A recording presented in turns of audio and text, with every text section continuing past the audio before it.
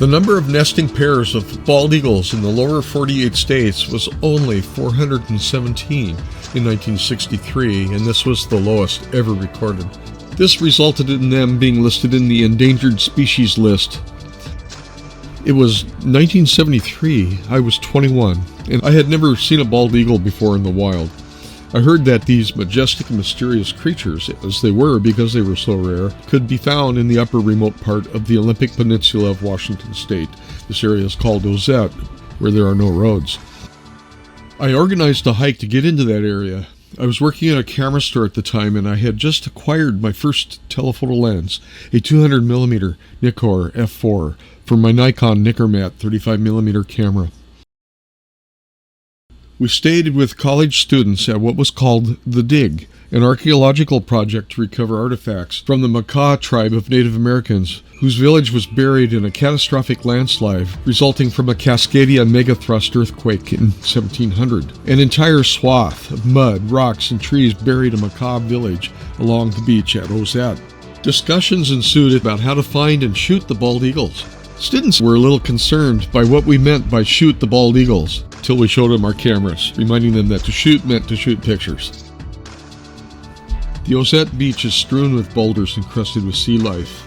It can be dangerous venturing out into them at low tide because when the tide returned, you could easily become stranded and would have to swim for your life, and the rocks are extremely slippery.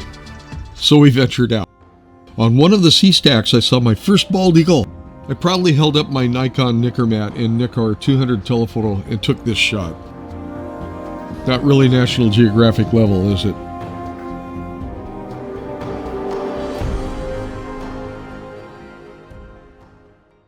As time has gone forward, I keep upgrading my lenses. This one's a 70 to 300mm Nikkor zoom on a DX camera, so effectively a 450.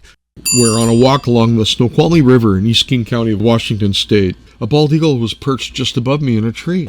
Now I'm getting somewhere in my quest. I could stop here, but nope, I want a close-up and an airborne shot of a mature eagle, so my quest continues. Then north to Alaska. I got up close and personal with this one on the Kenai Peninsula in Homer. Okay, so I decided to go back to Ozette again, this time in 2014, to get my Ozette eagle back on the rocks and tide. This time I had 2 other people photographing with me. We did much better than my first trip. It is hard photographing wild birds in a wilderness environment. The eagles were still quite far out for us. I ventured out onto the rocks with a couple lenses. I switched lenses and left an expensive wide-angle lens on a rock and forgot about it in my enthusiasm to get these shots. Before I knew it, the tide was suddenly rushing back in. I yelled to my daughter Angela to tell me where I was earlier because the rocks all looked the same, and she pointed as I sloshed through the rising tide, and I retrieved my lens. Wet and undaunted, I kept photographing. The next day, back at camp, we were on a little flat grassy spot where we could get a wild hare. This one. As that little bit of excitement wore off, we looked up to see a bald eagle right at our camp. We looked back and the hare was gone. Smart little animal. So now we focused on photographing our eagle.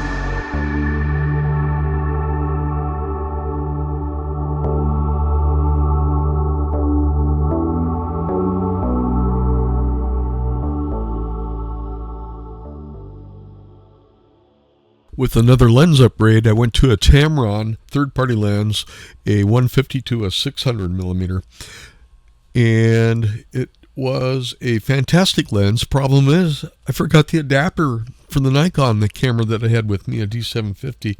As I went along the Yakima River searching for an eagle, I held the lens up to the camera without the adapter, and miraculously I got some images, and I was able to get this one image that I was able to extract a reasonable shot of a bald eagle on the Yakima River.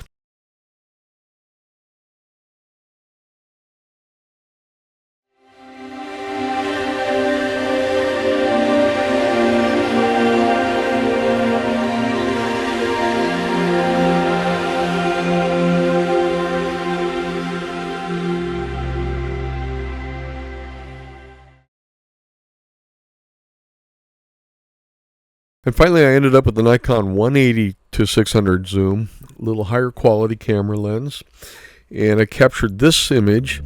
This is my final sequence. Enjoy this compilation. My attempts over the years to capture the majestic and mysterious bald eagle.